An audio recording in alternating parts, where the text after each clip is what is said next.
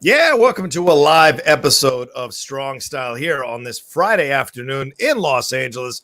I am one of your hosts here, the Outlaw John Rocha, joined by my man reading a Beckett Wrestling Almanac down there in Orlando, Aaron Turner. How are you, my man? Oh, Dude, got the mask on too. Is it safe to come out right now? Because in Orlando, holy crap, it's bedlam again. So I think for now I'm okay, but oh my God, what is going on around here? You guys are spiking like crazy. What are you doing down there? What's wrong with you all, man? I didn't do anything. I went to Target today. I did some shopping to get some food. Yeah, because we're having a small get together this weekend. Less than 10 people. It better be small. Yeah. Oh my God, it's gone insane here. Oh yeah, everywhere, dude. It's crazy everywhere. I mean, I see people flouting wearing the masks and flouting not wearing the masks. So it's crazy. And the spike in Florida is pretty insane. But you texted me last night and you said, well, the spike seems like it's insane because they're counting cases of people who've gotten this thing, but have also gotten the antibodies to get cured. So it's not 100% accurate, but still it's a large number of cases. No doubt about it. Like, yeah, if you go to give blood, my wife and I went and gave blood a couple weeks ago, and they were telling us that if you, like when you get blood, you get tested for the antibodies. And if you have the antibodies, then you had COVID, I guess, at one point. So they'll count you as a positive test, which I don't know what that means. That number could be just minuscule and could be complete bullshit. So right. Good point. Yeah. But it could be a small number, right? But the governor, he says, oh, cases go up, or testing goes up, cases goes up. Yeah, look at New York City. Cases went up and testing went up. Cases went way down. Yeah, exactly. So something's wrong here. It's all lies. They're just trying to tell you just to stay ahead of the curve and keep doing what they want to keep doing. It's a shame. And yes, I'll say that. I think any politician who's telling you like, oh, well, tests mean more positives. It's like, well, duh, but that isn't the point of the situation at all. And you're purposely obscuring the point for your own political gain. And that's a shame overall because human lives are at stake here. And speaking of human lives, certainly today we want to be very respectful of the fact that Juneteenth, the commemoration of Juneteenth today, that's a very important day in the lives of African Americans and obviously the country. I think even more so, not even more so. I'm sorry. It also lives of American citizens here who have been dealing with all the ramifications of slavery for centuries. And so we send our hearts out and our thoughts out to people who are celebrating or commemorating rather Juneteenth today. I'm a clumsy, awkward fool sometimes when it comes to this stuff because I want to be more sensitive and say all the right things. So I apologize if I've stumbled over some words. But basically, all I'm saying is we honor you, we celebrate you and your existence, and we honor the struggle that you are all going through. Certainly, Aaron and I had a Black Lives Matter protest fundraiser here on Strong Style a couple of weeks ago. And so we definitely send our hearts out to everyone there who is commemorating this today. Is it a big deal down there as well, my man? Yeah, there's a lot of stuff going on here today, especially in the metro area. There's a lot of stuff going on. But actually, the biggest, I know this is a wrestling show, but I can't help but talk about it. Like they had testing at the COVID testing at the Orlando Convention Center, which is the second biggest convention center in the entire world. Right. And it 6-hour wait. Wow, to get tested. To get tested. So that's what we're looking at right here. Yeah, that's tough. It's a tough situation going on too. Yep, that's a fair point. Yeah, so much going on. So hopefully we're a little bit of a respite for you today and maybe take your mind off some of this and you come and enjoy us because Aaron and I just love talking wrestling. Don't matter what color the wrestlers are. We just enjoy talking about wrestling all across the world. And certainly we got a jam-packed show today. So much to cover today. Of course, we're revisiting that AJ Styles versus Shinsuke Nakamura Wrestle Kingdom 10 match, which is already a legendary match, and it was great to watch it again for the show. We're also going to get into Edge's injury and what that might mean going forward after the greatest wrestling match ever. The WWE NXT developmental talent who tested positive for COVID-19, although Raw and SmackDown did officially go back to taping. What will this mean overall? And Ricky Starks and his AEW debut. Plus, the internet blowing up, British wrestling blowing up all over the social media and internet. So we're going to cover all of that today. Aaron, first let's say hi to everybody who's watching us right now. Haskell 420, Gramash, Chris Taylor, Tommy Tom. Love you guys joining with us. Let's see who else have we got here. Christian Ramos. Hello, Ronnie Padilla. Good to see you. And good. All right, I got everyone. Just wanted to make sure everybody is out there. And repping strong style myself with the Shinsuke Nakamura shirt there. And let's get into it, Aaron. What would you like to touch on first? Well, first of all, in the chat, yes, this is a Beckett Wrestling Almanac. It is brand new, so you can buy that out there. I bought this off of Amazon. Wow, $30. So it's a steep price, but it's a thick boy. It is a thick boy. So what is that? Is that like let you know what the prices are for cards and for toys and figures and all of that? Exactly. Okay. Exactly. So if you want to know what your collection's worth, this is a pretty decent, comprehensive guide. So nice. I've been peeping through it all day long. So. Nice. Well, before we start, just a reminder again to all of you, the Super Chats and the Streamlabs are open. It's Friday. Hey, send us something to get us going out into the weekend and have ourselves a good time. Show some support to me and Aaron for the live show that we do here, bringing you a lot of entertainment on the Outlaw Nation channel. So just putting it out there, Streamlabs and Super Chats. Send in your questions, send in your thoughts and comments. We'll read them on the show and bring them up on the show. Absolutely. All right, Aaron, please take us away. Okay, so we'll talk about the British wrestling situation for a minute. I mean, okay, you want to talk about, oh my God, you want to talk about some craziness that's going on in the world right now. This is a developing story. Okay, this is probably by no means over, but it kind of started a couple days ago or late into last night even. If you follow the hashtag BritWres, BritWres, okay, you'll see a lot of stuff going on between a lot of British wrestlers, and not just British wrestlers. We're talking NXT, UK, WWE signed wrestlers. If I have I got my phone here. I got a list. I have a list of people that have been talked about, accused. It is comprehensive and long, and this is not me condemning them. This is not my list. I'm just telling you. We'll start from the top. We got David Starr, Jordan Devlin, who is who used to be the NXT Cruiserweight Champion. Yeah. Will Ospreay, Joe Coffey, Ligero, Joey Ryan, Mikey Whiplash, Marty Skrull, wrestler named Bubblegum, Kid Fight, James Finn, Andy Baker, and Alex Cupid. And there's just a lot of accusations being thrown around. Yeah. Yes, the hashtag Speak Up as well is trending for that. Yeah. Just a lot of stuff going on, a lot of men, and not only women coming forward, but a lot of men as well coming forward, talking about their trials in the wrestling business and things that have happened. And a lot of wrestlers have spoke about it. Tucker Knight spoke about it, and Rob Van Dam just had a quote about it, which is a little weird. Okay. So maybe take Rob's with a grain of salt. It's a little strange, as only Rob can do. Right. But today we saw a lot of stuff about Matt Riddle. And of course, Matt Riddle makes his SmackDown debut tonight, and there were some accusations, about Matt Riddle that maybe he was involved into something. But from what I read, it looks like Matt Riddle made the WWE aware of the situation a long time ago before it got out that hey, there's a person that thinks that we have a relationship, but we don't. I never had a relationship with this person. He sought litigation against her, restraining orders, all kinds of things. He had to change his number 3 times, according to him. So Matt Riddle is one of those people, big high profile guys that is wrapped up into this thing, and it just seems to keep growing. I mean, we're even talking British wrestling YouTube. Yeah. Wrestling guys that talk on there are wrapped up into this thing, and it just seems endless.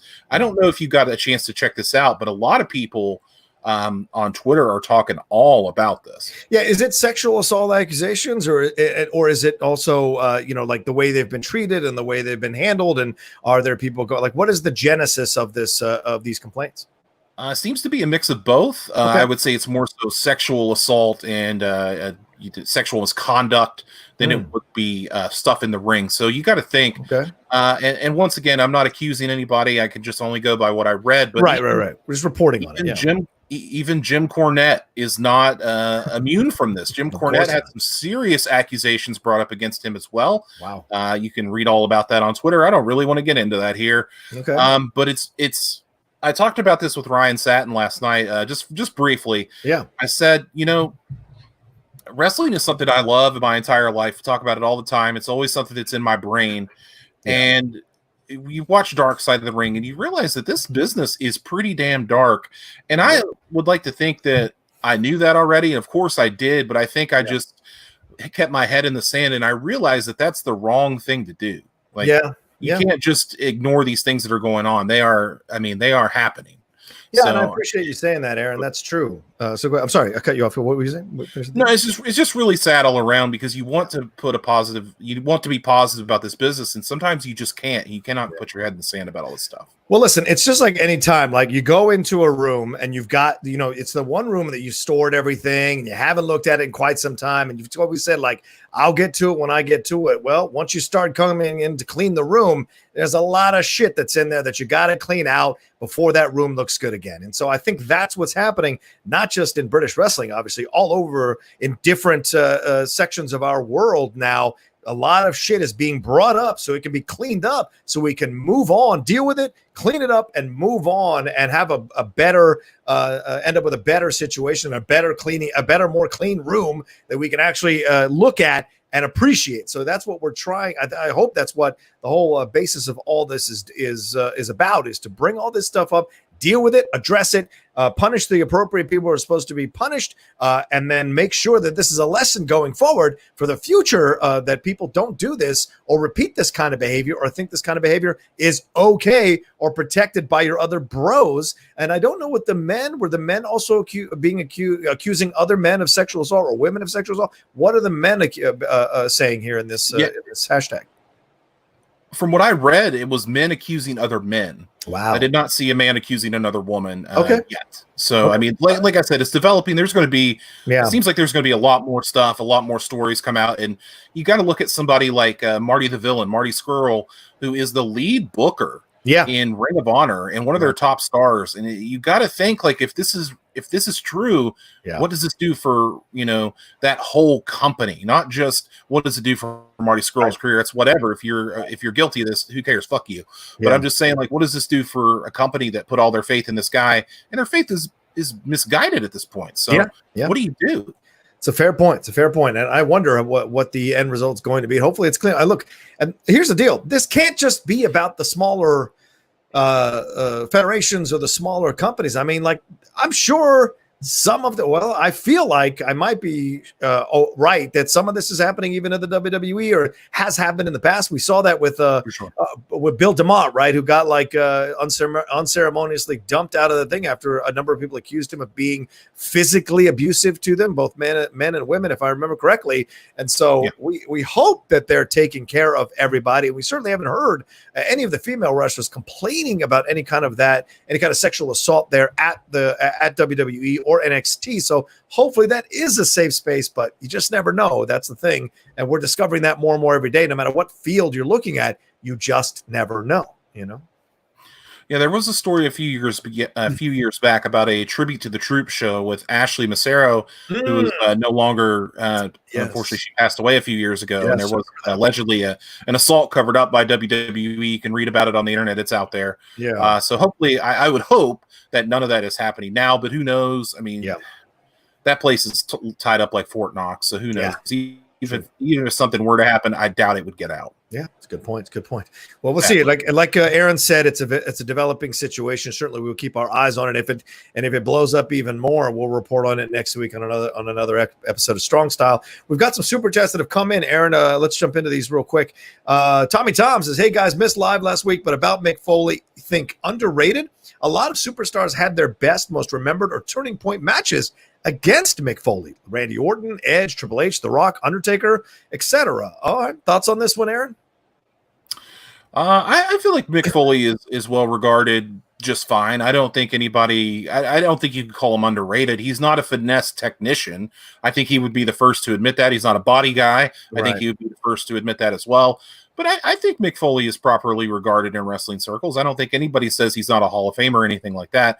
But you are right about that, about the turning point matches with Orton, Edge, Triple H, Rock, Undertaker. He's definitely one, and you could put Sting in there as well if you wanted to, and a young, stunning Steve Austin as well. You could really say a lot about what Mick Foley has done for this business, but I think he's properly rated. I don't think anybody underrates Mick Foley. Yeah, I think I agree with you. I don't think he's underrated at all. I think that he's beloved, very much beloved by people in the professional wrestling world and outside the professional wrestling world. You know, there was that time where he wrote that book, and he wrote 2 books, if I remember correctly. He was showing up in TV shows. You know, he was occasionally popping in, I think, on movies, and he was on talk shows. So he very much beloved for his story of being a guy who legitimately all he wanted to be in his life was a professional wrestler. Did it in the backyard, you know, took bumps in the backyard, extreme, and then got his way all the way to the top to where he was holding a belt and a champion and well regarded. Now, yeah, his in-ring skills, yes, nobody really talks that much about his in-ring skills. It's the combo, it's the character and his abilities in the ring. It was all of that really kind of made Mick Foley who he is, and that's and so he's properly beloved for both, you know, for the entire package rather, and I think that's appropriate for him too. Yeah. J Dog says, "Hey, better. Good to see you, Jay. What's up, man? Better chance of the Cleveland Barons coming back to the NHL before Vince McMahon wears a mask to prevent a virus." Yeah, Aaron did that great thumbnail for this particular episode of Strong Style, which was fantastic with Vince on a mask. What do you think? Do you think he'll ever wear a mask? Well, kind of. Let's talk about our COVID-19 story just real quick. It's not really a big story, but one of the NXT developmental talents did test positive for COVID-19. Yes, it's the first positive test they've had within WWE since they have started the tapings here in Orlando. So it is a big deal, and a lot of people, the NXT developmental talent, are the ones that are in the crowd on Monday Night Raw. So if you and they had their friends and family were allowed into the arena for Monday Night Raw last week in NXT. So it's kind of creates this big situation of, I don't know if we're going to see this going forward. I know that in Orange County, where the WWE Performance Center is, where I currently live, on starting tomorrow night, Saturday night, there is a mandatory mask. You have to wear it in any public space. Good. So if the WWE is going to continue doing tapings in Orange County, to my knowledge, and they're going to be around other people, you're going to have to wear a mask. Yeah. Vince McMahon is not going to allow that on TV in any way, shape, or form. So we'll probably go back to having no crowds at Monday Night Raw and SmackDown and NXT and stuff like that. But it's just one of those things. It's. I mean, let's be honest. It's not a good visual. It looks weird anyway. So, but I mean, these people need to protect themselves, of course. But I understand why Vince doesn't want to do it as well, and he's a maniac. So it doesn't surprise me. It doesn't surprise me that they haven't taken the proper precautions to get everybody tested and all this kind of stuff. But I guess after this person tested positive, they did go back and test everyone at the tapings, and everybody else was negative. So I guess we'll just go with that. But you can't be too careful, you know. Yeah, you can't be, Aaron. You can't be too careful. It's kind of scary, and I don't know about the visuals if that's an issue. I mean, Lord God Almighty, we can watch luchadors fighting. They're wearing masks. Like, I don't understand what the difference is here. You're wearing a mask. You can even wear a mask that's the logo of your wrestling character. Why not do that? And then you're in there celebrating and enjoying the match. You can still do that and enjoy. I mean, because if you were having them without masks, what's the damn difference? You're there to watch the wrestling, not the crowd. If you're watching the crowd, then the people in the ring are doing a bad job. And you don't, and so I just think that's the way to go about this thing, because I like the idea of hearing even the wrestlers cheering on. I was watching some AEW, which we'll get to in just a little bit, and I like the idea of seeing the wrestlers. I don't like the wrestlers leaning over and being close proximity without any masks on. But I like the idea that they're behind the plexiglass. That really worked for me for NXT in your house. So if they're going to be there, I'd rather them wearing the masks. And I don't care about the visuals. I guess it's a political statement because of whatever, but God damn it. These are people's lives. Who gives a shit about politics? These are people's real lives. Put them in the masks. Let's enjoy it. We'd still hear them cheering, and let's just do this. And everybody just kind of like, just let it go and let's move on. You know, I don't know why it's such a big deal. It's just not going to happen, man. I can tell you that Vince will not like that visual, and that's whatever Vince wants. Vince is going to get. He doesn't want it looking like a surgical operation is going on USA Network. I know you're not looking at the crowd, and maybe and I'm not looking at the crowd either for the most part. But Vince McMahon is the one. It's still a television show, you know what I mean? Like, and it's that visual where he's going to be like, "God damn it, pal! Like, I can't deal with this. Like, just get him out of here." So. Put them in luchador masks. We'll see. I mean, Jen, our friend of the show, Jen Sturger, Jen Decker, she posted her Luchador Libre face mask that she was wearing, that she got from a company. I can't remember the company's name, but it perfect, great mask with a luchador symbol right in front. I'm going to get one of those. It's fantastic. So put them in those, for God's sakes. Oh, well. Make them all wear a Fiend mask. You can all be the Fiend. You can put the Mankind mask. I don't care. Just put something on. God. Gramash says, did you see AJ Styles versus Daniel Bryan last week? Did you see that, man? Sure did. It was a banger, and AJ Styles became the Intercontinental Champion. So, it was touted as being a great match at the tapings, and it was everything and more. And it'd be cool to see what AJ does with it. Yeah, I was surprised that they put AJ over on this one. Daniel seems to be now just kind of in that position where he's putting people over, and his whole whatever he's going through it. It just kind of I'm just surprised because I thought after the Undertaker match that AJ was kind of slowly moving out of the WWE, but it looks like they still want to have him doing some stuff there with the company. So shout out to him, and we'll certainly talk enough AJ later on in the show. Tommy Tom sent in another one. He said Bruce Pritchard had something against him and got fired, but now he's running things. So what is that a reference to? Bruce Pritchard was fired originally from WWE while in 2008 for bringing a gun to work was the original. But it was, according to him, it got misconstrued, but they had to fire him and he understood or something. Right. But it wasn't assault related to my knowledge. It was about bringing a gun to work. All right. So. I do want to say one last thing. We had a Streamlab come through this morning for us in Outlaw when I was doing Mornings with the Outlaw. It was from Monkey of All DJs. They donated it. Do you think Vince will actually do the right thing and stop? And I feel like we addressed that. No way he's stopping.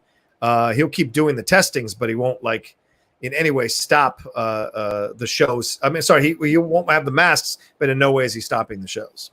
If he didn't stop after WrestleMania, there's no stopping now. Yeah, true. Very good point. Very good point. Haskell is telling us that there's some breaking news that AEW has just released Jimmy Havoc. That's interesting. All right.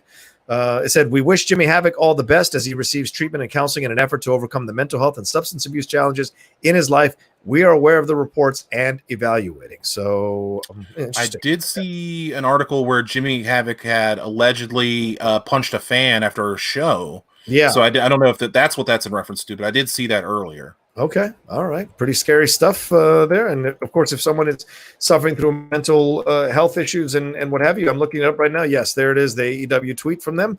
All the best. We are aware. Yes. We are evaluating his status with our company and will address it when he has successfully completed his rehabilitation. That's fair. That's what you want to hear. Supportive words from a company that you've worked at and given some time and effort and blood and sweat to. You want them to stand by you when you're going through things, and hopefully by the end he comes out of this thing in a better situation for his life, and hopefully back in the AEW roster and doing his thing. So we shall see. All right, Aaron, what are we on to next? Let's go ahead and talk about Edge. Edge, makes this great comeback at the Royal Rumble. Edge is going to be back. He's going to be full time. He's going to be doing all this great stuff. And he has this, COVID-19. We're talking about this whole show. Yeah. COVID-19 hits. WrestleMania gets put on a weird schedule with no crowd at the Performance Center. So it's Edge versus Orton. Pretty good match. A little too long, but a pretty good match at WrestleMania. And we think we kind of solved that storyline. And then now we're going to get Edge versus Randy Orton in the greatest wrestling match ever, whatever they touted it as. Yeah. And also good match. But Edge suffers a torn triceps in this match, which will put him out approximately 3 to maybe 4, even 6 months, possibly. Yeah. From what I read, it could be even longer. So you wonder at Edge's age and the fact that he's gone through all these injuries, he's going to come back again after getting in the best shape of his life. I don't know, man. I'm not one to tell somebody, hey, let's give it up, but he's a father. He's got more responsibilities than just wrestling. If you're Edge, what do you do? Yeah, I mean, that's a great question, dude. I mean, I'm seeing here on Pro Wrestling Sheet, our friend Ryan Satin, he said Edge could be out of action 4 to 8 months. So it could be, as you said, 4 to 8 months. Okay. Even longer. Like you said, even longer. So that's an unfortunate situation. You're right. This was everybody's greatest fear when Edge came back, was that he would get injured in some way. It was the neck that was the premium fear that people had, or the prime fear that people had. But now anything is in play when you get older. Let me tell you, when you get older, everything is in play to get injured randomly. And this is a business that is very tough. The bumps he took in that match at WrestleMania were insane for a man of his age and a man of his physical status coming back from such a long layoff. But he made it work. And you're right, it was a bit overlong. And then this greatest wrestling match ever. I have not watched it yet. Was it good? And do you notice the triceps injury in the match? You do notice the injury. I believe it happened during a backslide is when that happened. Okay. And from what I read, also that was a reshoot. So maybe shouldn't even have happened. But it was a good wrestling match. I think it was one of those cinematic style matches, which made me just want to bang my head against the wall. But it was better than Adam Cole and Velveteen Dream. But seriously, stop doing these matches.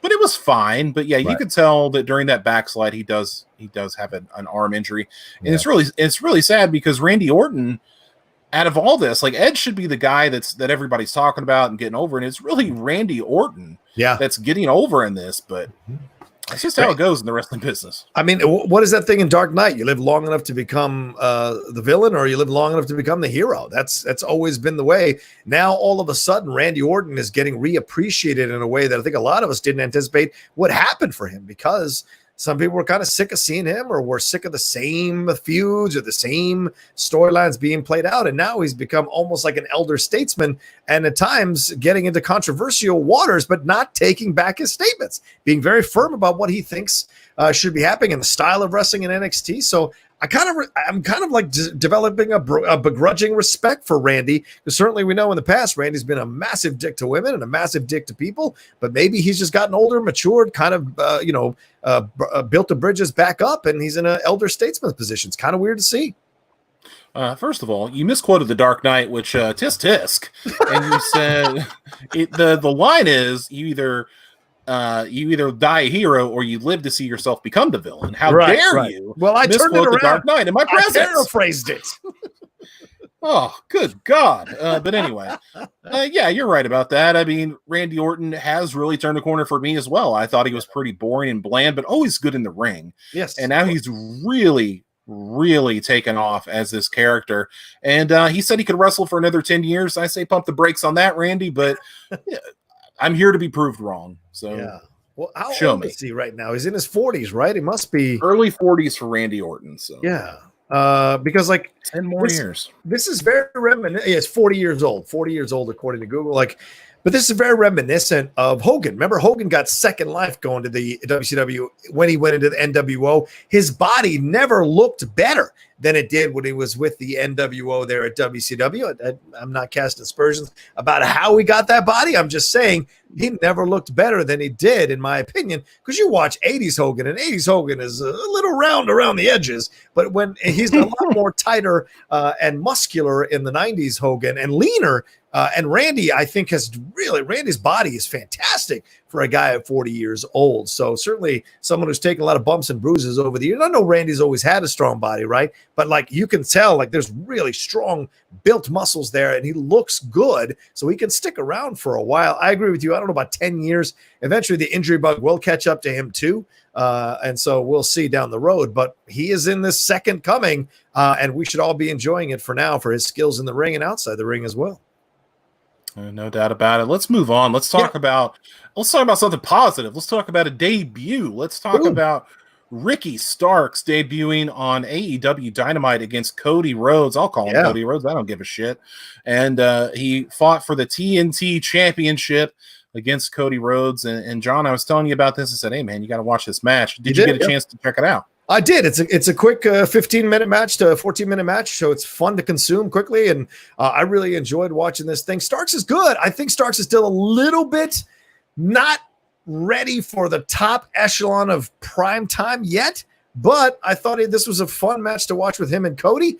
Cody is Cody's next level, bro. Cody's been there. He's done it all, so you see the moments where he's kind of carrying Ricky a little bit, putting him over a little bit. I get it. Ricky's an NWA champion. I get all that. But, it's all levels. And so for right now, I thought this was a fantastic debut for him. Certainly showed his skills and his abilities in the ring, ability to tell a story, to get in rhythm with Cody, playing inside and outside the ring. The stuff with Arn was fun. But I do think there are moments where he does the extreme reactions that kind of really frustrate me. Like when he was holding onto the rope and he was like, oh, like that kind of shit. That's 80s shit. And I hate seeing it in a wrestler. It's different if you're a heel and you're on the ground, but when you're holding onto the rope and you're doing the scary face, like that kind of takes it away from me. You wouldn't see Austin doing that shit. So it's just like that kind of stuff kind of turns me off a little bit, but you can't deny the man's pedigree. You can't deny the man's talent, and he looks great. So I think it's a good debut, and they shook hands, or they fist bumped afterwards, or shook hands, I think, afterwards, and we'll see what happens. The thing I like about this match is a couple things that Ricky, I mean, of course, it's Cody. I love Cody, but a couple things that Ricky Starks did that really surprised me. Number one was that whip into the ropes when he whipped Cody ribs first into the ropes. I was like, whoa, I've never seen that before. Yeah. That was a pretty interesting move. And then, of course, him slapping the shit out of him a couple times was great. And then that big spear from Ricky Starks, well, he's a small guy, and he made that spear look devastating. So a big debut from him. And, I watched NWA. I used to cover NWA Power on jobberknocker.com. And nice. I'm a big fan of Ricky Starks' work. I've known him for a long time. Mm-hmm. And one of the things that I like to talk about with him is he is a guy, yes, he is very green, like you said. He is up and coming. But the thing is, the guy can talk. The guy looks great. The guy can wrestle. He does all this stuff well that you don't have to. All you have to do is fine-tune him. You don't have to start from the ground up with Ricky Starks, and that's what I like about him. He's got a lot of potential, a lot of upstart value. I talked about this with my good friend Willie, who's also a big Ricky Starks fan. We went back and forth on this. Ricky Starks debuts in AEW, and he loses. Yeah. But it's one of those things where the loss does not hurt Ricky Starks because he's in there with the top guy. Did you expect him to beat Cody Rhodes and become the TNT champion right away? Yeah. Of course not. That would be stupid. Why would you do that? Yeah. So Ricky Starks getting in there and hanging with the top guy does nothing but help Ricky Starks, and that's what you want out of this. Yeah. He was called Stroke Daddy in NWA. I don't know what that means, but that's what he was called, the Stroke Daddy. I think you got what that means. You can probably draw your conclusions, but great talent for the NWA that they let slip away. I'm so glad. I can't believe I'm going to say this, but I'm so glad that he didn't go to NXT because I'm such an NXT guy. Right. I'm afraid that he would have got lost in the shuffle. They would have made him a cruiserweight, and we never would have seen him again. I think in AEW, there is a chance that he could get lost in the shuffle, but I think that his future is brighter with Cody and the Young Bucks by his side in developing his character and his content than he would be in WWE, where he just may be another guy. Yeah, you guys should definitely watch this match. I mean, the guy's got a great pedigree, XCW heavyweight champion, wrestled for Wrestle Circus, VIP wrestling. I mean, he's won championships everywhere he's gone. NWA Houston, NWA, as you said, Inside Pro Wrestling, Imperial Wrestling, Revolution Dojo Pro Wrestling, Anarchy Championship Wrestling. So certainly a lot of federations have given him belts when he's come to fight for them, and him moving into AEW is fantastic. And this guy is pedigree. He was a jobber in the WWE for a bit in the back for Ryback. Who else have we got? Jinder Mahal. So certainly he made his bones back there as well. He got beat in a squash match by Kane. So certainly he's paid his dues as a young wrestler. So getting the shot now to shine a little bit, it shows you, if you work hard, this is your dedication. And he said in interviews since he was 7 years old, he wanted to be a professional wrestler. So he took all the bumps and bruises, all the hits, did all the work, and took kind of made his bones, earned his stripes, and then got into positions where he is now. And someone, I forget who it was, who just said this, Christian Ramos, I think he said, yeah, Ricky Starks is a future champ in a couple years. He just needs some fine tuning. Yeah, we've seen that before many times. Yeah, I love it. Tommy Tom says, I love Starks in NWA. Like to see Eli Drake in AEW. Yeah, what you feeling on Eli Drake there, Aaron?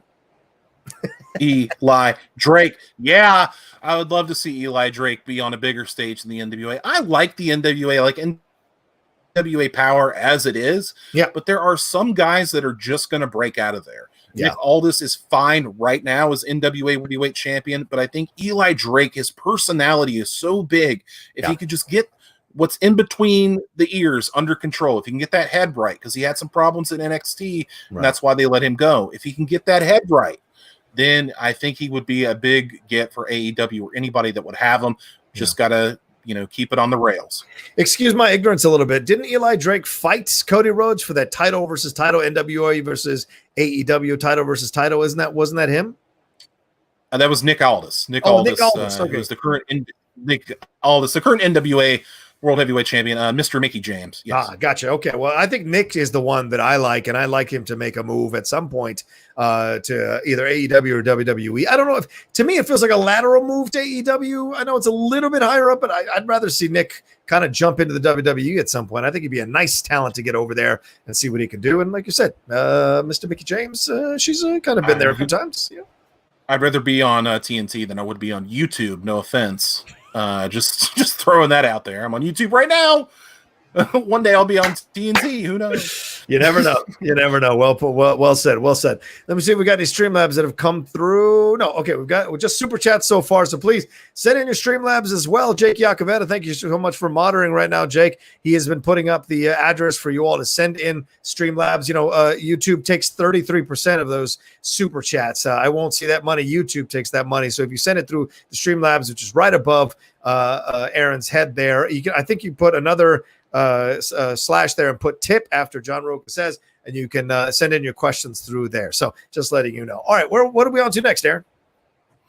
So we're at the match of the week. Is there any other news that we need to be talking about at this point?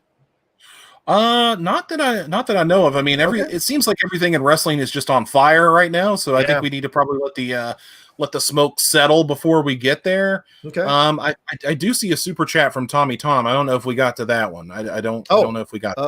What was that one? We did the Eli Drake one. Is there another one that I missed? Yeah. The Bruce Pritchard one we read. The AJ Styles one we read. Further down. The Hey Guys missed the live one with Mick Foley. Let me see. No, like recent. I'm sorry. Oh, okay. Maybe I saw this one. Oh, there it is. That's it. Yeah, That's I it. put it up already. Eli Drake. You just did it. Oh, well, I'm totally just no-sold that. Sorry, sorry, guys.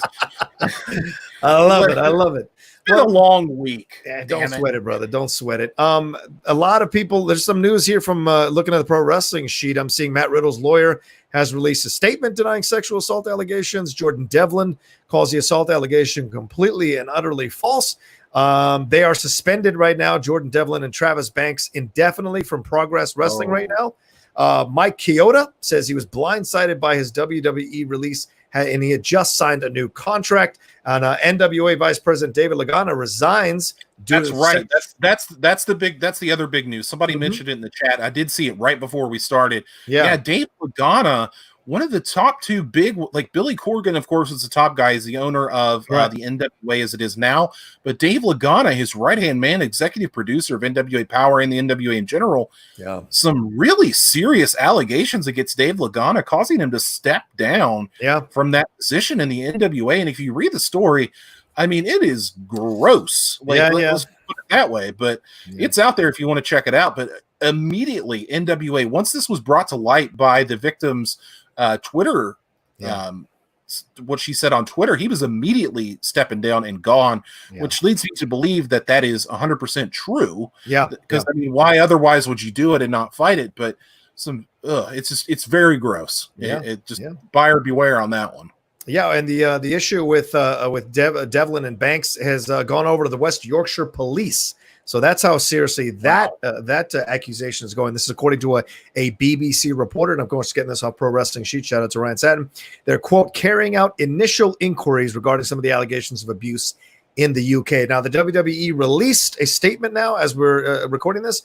Said individuals are responsible for their own personal actions. WWE has zero tolerance for matters involving domestic violence, child abuse, and sexual assault.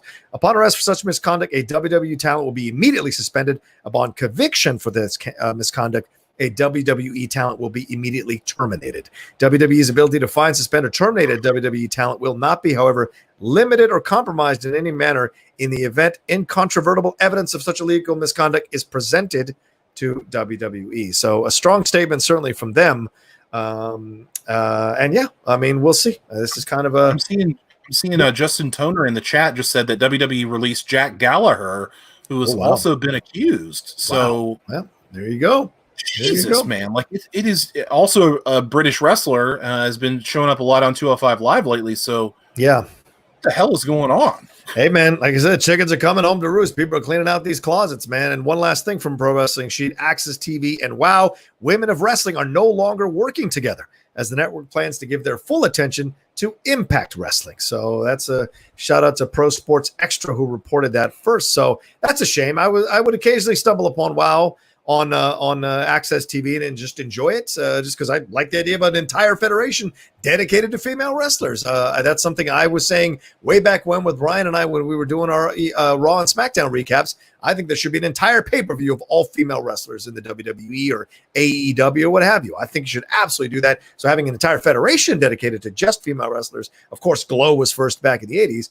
It would be nice to see that again here, because there are so many women getting into the world of professional wrestling now. And hopefully, with all these closets being cleaned out, we avoid these uncomfortable situations that these women have had to endure at the hands of wrestlers or talent or executives involved in these companies.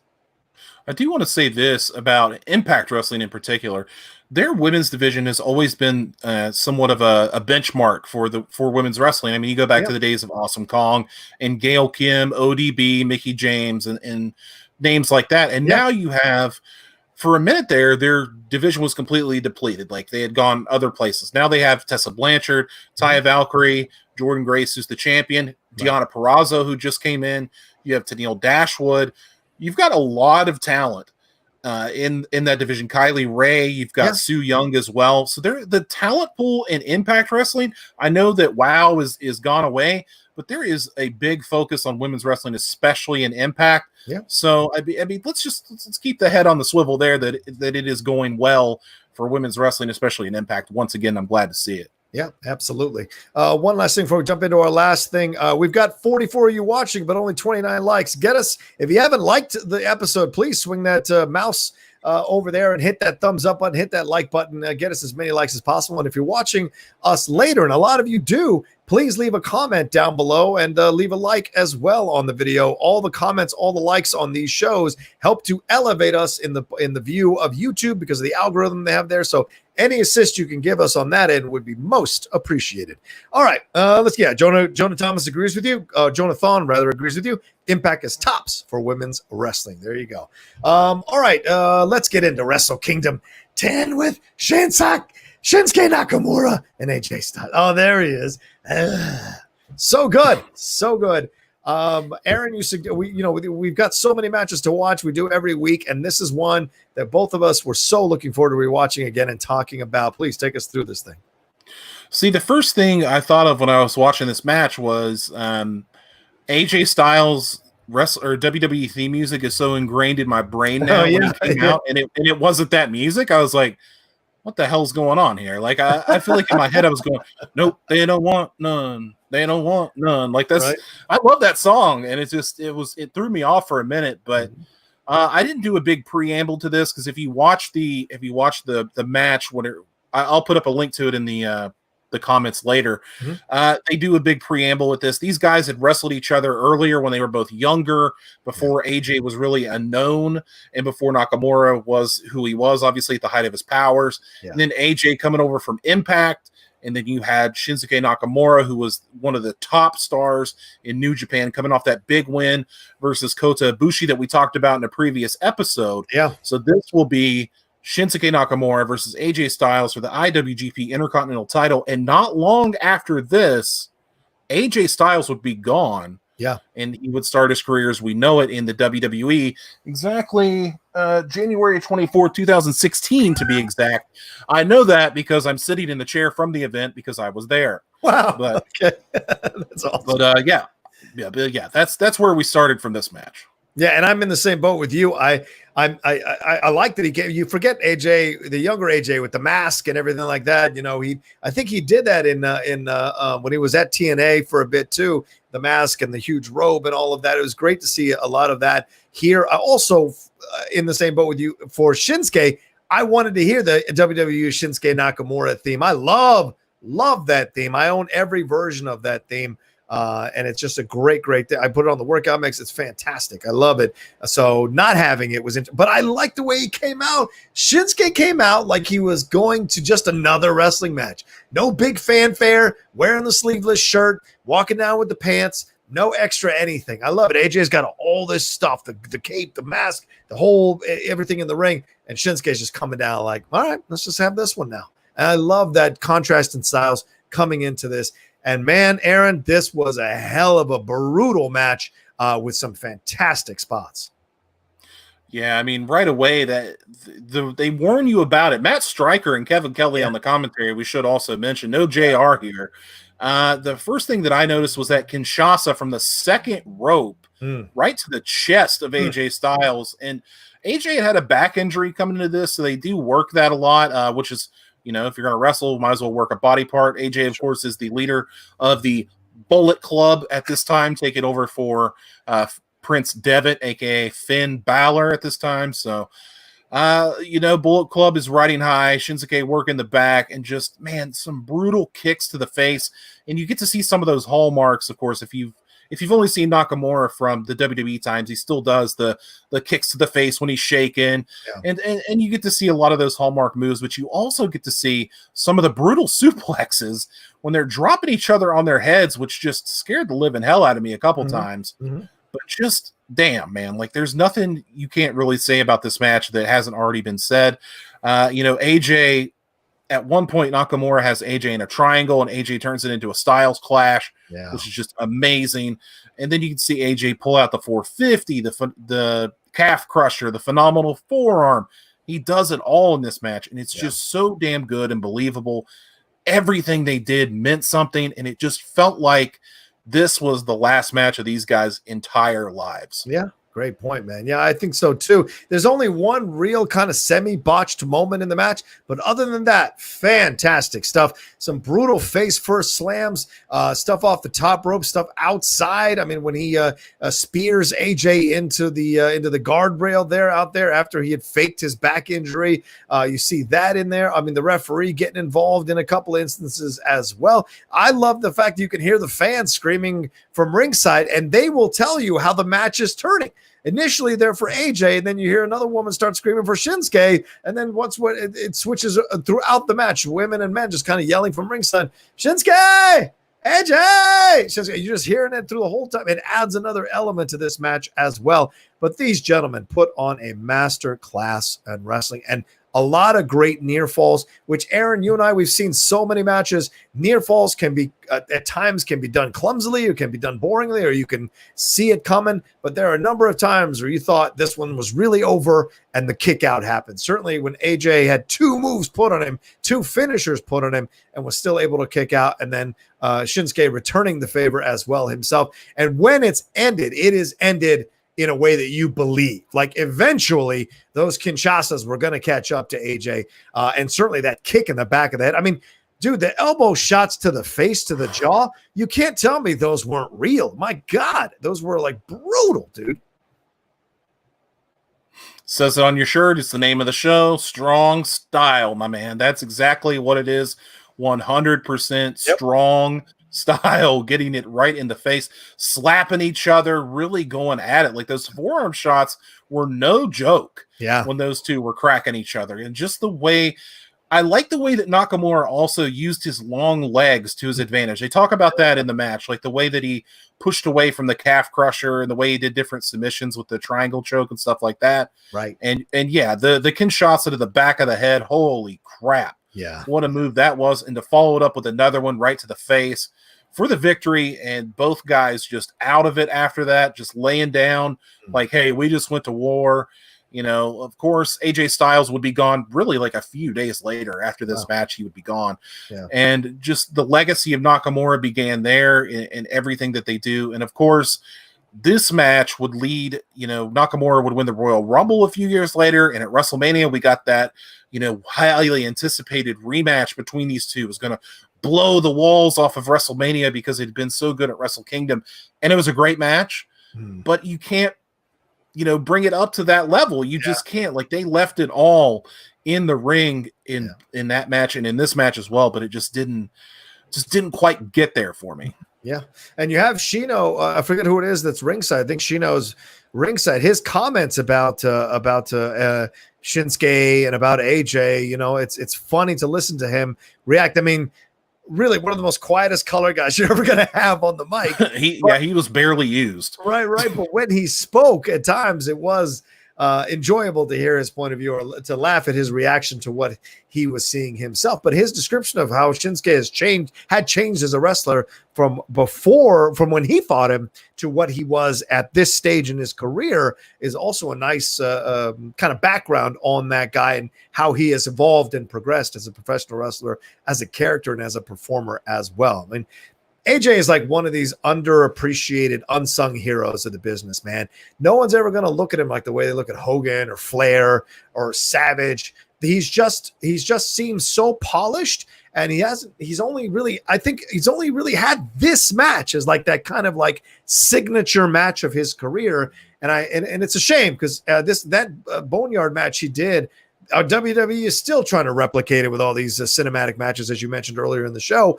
He just always delivers a solid match, great performance, aerial stuff up the wazoo. And that Styles Clash, my God, man, that is one of the most beautiful moves in wrestling. And you believe it when it happens as a finisher. So I think he's just one of the most underappreciated guys who just always gives you a great match, but doesn't get revered in the way that he should be. Are you talking about AJ Styles? Yeah, I am. I think AJ Styles is the best wrestler in the world, bar none. Fair enough. I think that is right now.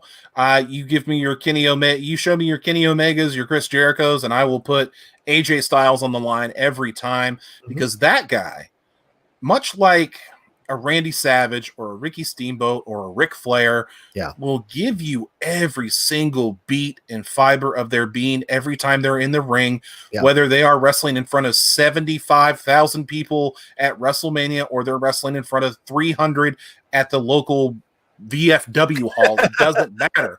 You're going to get 5-star AJ Styles every day of the week. Yeah. And I just respect the hell out of him for doing that. And that's why he's become one of my favorite wrestlers. Of course, I followed him in TNA. He had great matches in TNA, but I didn't watch TNA all the time. Right. Then he goes over to New Japan. I saw him even less. Comes over to the WWE, might be having the best run of his entire career. The way he was WWE champion, he held it. You believe it.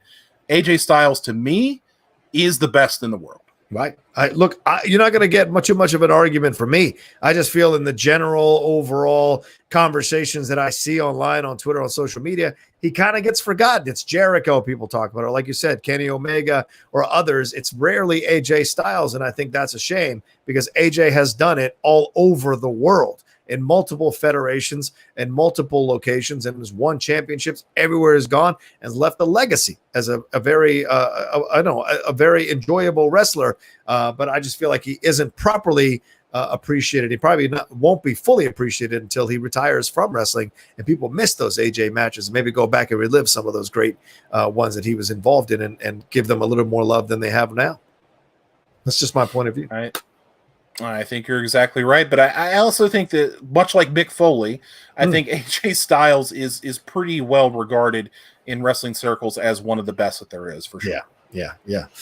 Certainly. And okay, well, that's a fantastic revisit. It was certainly a lot of fun to watch this one. If you haven't watched it, it's a great 27-minute match. It'll absolutely brighten your day if you're a professional wrestling fan. Huh? Worth your time for sure. Yeah. Absolutely. It'll absolutely brighten your day. And, if you want to see some good wrestling and the whole reason why Aaron and I have gone back to kind of highlight one match every episode is because we want to we love falling back in love with professional wrestling, and picking these matches out are a great way to do that. And certainly this is one. If you haven't watched it in a while, revisit it, have some fun with it, even watch it with the Japanese commentary. I watched it both ways, the Japanese commentary and the American commentary, and they both brought it to life in different ways that were enjoyable to watch overall. So shout out to both of these incredible athletes. And Shinsuke, Shinsuke, I have so much love for that guy as a wrestler, and it's why I wear shirts, why we named the show the way we named the show. I just love what he does, man. So it was nice to have a little bit of time with his stuff. All right, and what do we got coming up next, man? What's our next match, brother? Oh, so our next match, man, this is going to be a barn burner, man. It's going to be Sasha Banks versus Bayley from NXT TakeOver, the good one, like the one where they really go all out in this match. It's probably the best women's match of the last decade, if not maybe ever. That'll come up into question in a few weeks with the match that I have on the slate. We could talk about that now if you want. We could talk about the strong style slate for the next month. Let's preview it. Talk about that. So, all right, guys. So you got to check this out. The strong style slate. I got it pulled up here, so sorry about that. I'm a little bit scatterbrained at the moment, but we have, first of all, the Macho Man Randy Savage versus Ricky the Dragon Steamboat from WrestleMania 3. We're finally going to talk about it. It's been a long time coming. Rocha told me he wanted to review this match, so we're going to talk about it in a couple weeks. We're going to talk about the Macho Man Randy Savage in that epic encounter with Ricky the Dragon Steamboat from WrestleMania 3. Yeah. Another one, this is a Rocha special here. Oh, Dusty Rhodes, the American Dream, baby, versus Tully Blanchard from Great American Bash 1989. So we're going back in the time machine. Dusty Rhodes, the American Dream, versus Tully Blanchard. It's going to be a great one. And then this one is a personal favorite of mine, of course. I'm wearing the hat. I got the shirt. I wore the neck gaiter from SummerSlam 1991. Bret the Hitman Hart versus Mr. Perfect Kurt Hennig for the Intercontinental Championship in one of the best matches you will ever see in your entire life. And then here's the big one. I got to shout out Bruce, one of our followers. Yeah. For this one, man. This one blew my mind. He sent it to me a couple weeks ago, and I just got around to it last night, trying to see what the lady's first name is so I can give her proper credit real quick. So excuse me there. He says, we're coming in hot for July. Good stuff. Good stuff. Damn right. All right. So this match is Aja Kong versus Manami Toyota. And you're probably looking at me like, what the hell are you talking about? But I'm telling you right now, on the word of Bruce, I watched this match last night, and it was like 11 o'clock at night. I'm ready to go to bed. I go to bed at 10 o'clock every night. I work early in the morning. I'm sitting there watching this, and I'm having reactions like I've seen Terminator 2 for the first time. Like, I'm sitting there watching it, and just like whenever they do something, I'm like, oh my God. There's at one point where one of them, I'm not going to say who, one of them gets on a stage and does a running dominator to somebody, and I was like, what in the fuck are they doing? These are two, like, Aja Kong is a giant woman, okay, first of all. She's short, but she's big. And then you have Toyota here, who's like your Kairi Sane, kind of. She's a bit bigger than Kairi Sane. And she is flying all over the place. Arms be damned to get on the rope. She just jumps on the damn rope. She doesn't use her arms. It's bizarre. Wow. It's awesome. It's just an excellent match, and I can't wait for everybody to watch it. I'm so excited for it, but oh man, like, jeez, it's so good. It's so good. I can't wait to talk about that. But that's the four that will follow the Sasha Banks and Bayley from NXT TakeOver Brooklyn. So if you've been wanting to get caught up on strong style matches, this will be the month to do it, because we're going to be having a hell of a conversation. Yeah, and you should follow us on social media, because Aaron does occasionally post the link to the match before we talk about it on the show. So that is out there for you to consume and enjoy. So do your homework before you come in to watch one of our shows live, so you can enjoy going back and forth with us about it and sending in your comments as we're talking about those matches as well, for sure. Let's see. Gramash says Dynamite Kid versus Tiger match should be featured on Strong Style someday. All right, we like that one.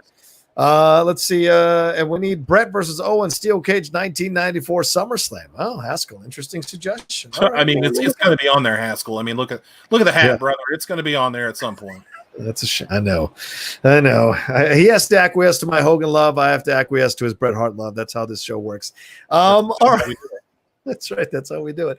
All right, let's wrap this thing up here. I got to jump onto a Patreon with my patrons here at 5:30. For those of you who are patrons at the $10 and above level for the Outlaw Nation, I've got my live hangout at 5:30 this afternoon for about an hour and a half, hanging out on Zoom and talking and catching up with everybody. So come join me there. Aaron, where can they find you and everything you got going on, my brother? You can find me on Twitter at only Aaron Turner. The saga of moving still goes on. The beat goes on for that. So we're just a lot of shit going on. That's all I can say. Sorry. But yeah, you can follow me there, and see you next week for Sasha Banks and Bayley. It's going to be legit, dude. I might watch that match 3 or 4 times before we talk about it. It is my favorite match, regardless of gender, in the last 20 years. It is such an incredible match. The favorite wrestling match of one Brianne Chandler, as it's the only one she's ever seen. Okay, that seems fair. That makes so much sense. That makes just so much sense. But it is an incredible match for sure.